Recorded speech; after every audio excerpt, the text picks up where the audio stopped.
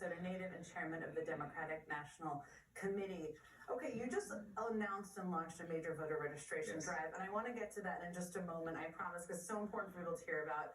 But I've been thinking about you over the course of the week, and just all of the videos we've watched, the killing of Renee Nicole Good, what we've seen as the follow-up. I know how important Minnesota is to you. How have you been? How are you? Well, thank you. I mean, I obviously am here in D.C. now, and it's painful watching what's happening in my home state. Communities being torn apart, people that are on the front lines trying to stand up for their communities, for their neighbors, being harassed and bullied. Just the grief in a state that's seen so much over just the course of this year, where we saw our Speaker of the House, one of my great friends, Minnesotan, assassinated on the heels of that just a couple of months after her funeral, the shooting at Annunciation. And, 5 years after George Floyd was murdered in Minneapolis, the community really hasn't had a chance to heal. And so we just can't catch a breath, so to speak. People just need a break. And now what we're seeing, of course, is the federal government weaponizing, the ICE force, terrorizing communities, ripping people apart and out of their homes, and unfortunately, assassinating a woman in the streets. It's painful to watch, and my heart breaks for sure. I wish I was home, but I'm here. One of the things we've seen in such a tragic week is really an outpouring of, the people of Minneapolis are incredible, and I'm going to tell you, people protesting, standing with their neighbors, people protesting across the country, across the world. I know you wish you were home in Minnesota. I can see it on your face right now, but you have such an important job. Take us in the bigger picture here of how you can channel that anger, that fear, that sorrow, that horror into Democrats winning back in November. Well, I think it's important for people who care about what's happening in this country, and not just Democrats, but all people who realize this is unfortunately who we are as a country, but it's not who we need to be. When moments like this, we need people to find a path forward who can bring people together and remind us of who we are, and that this isn't acceptable, what we're seeing.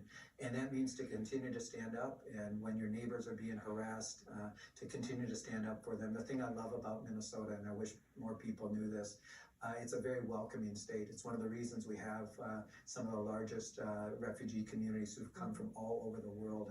It's not because we're a warm place from a temperature standpoint, right? It's because we're a warm place in terms of being inviting people. We care about our neighbors, our friends, people from all parts of the world.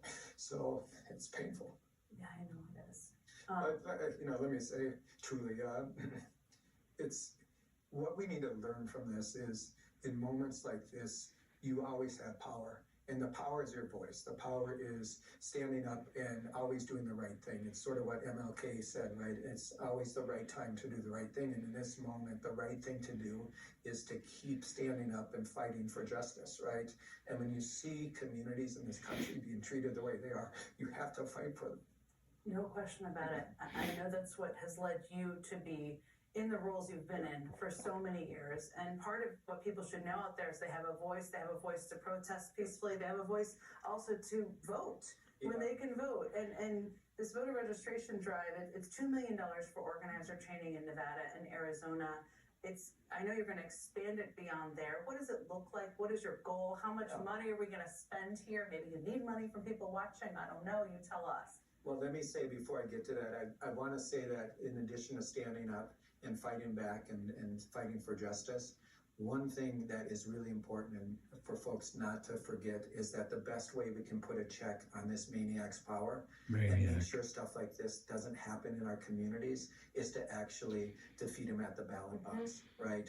It's important to stand up against this injustice, but it's also important to realize that elections have consequences, and unless and until we put a check on this power, this is going to happen again and again and again in more places than just Minneapolis and Minnesota.